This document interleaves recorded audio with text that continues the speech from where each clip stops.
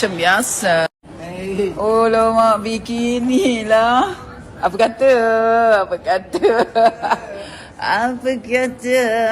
Balik kita. Alamak.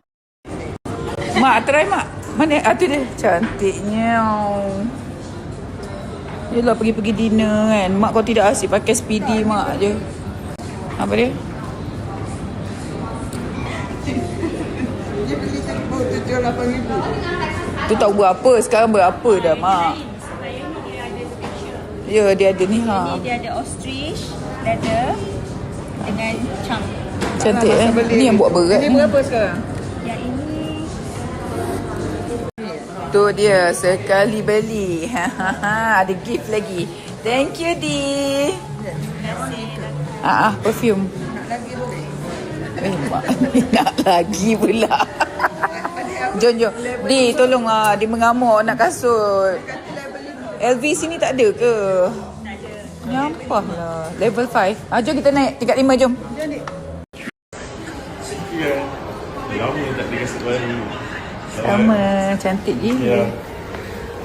Gila lah.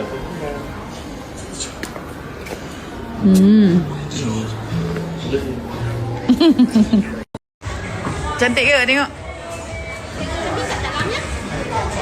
Pergi tengok cermin. Nak kasut baru juga kau.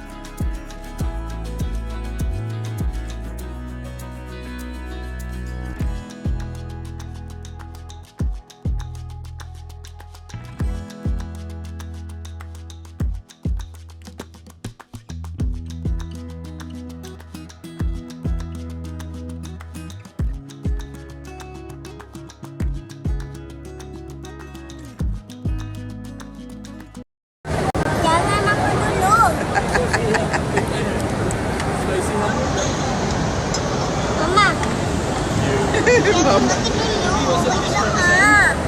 Bismillahirrahmanirrahim. Barik lana fi.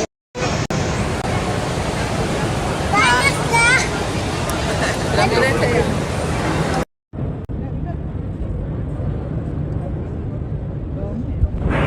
Sayang, sedap tak sayang? Bijak. Sedap sangat.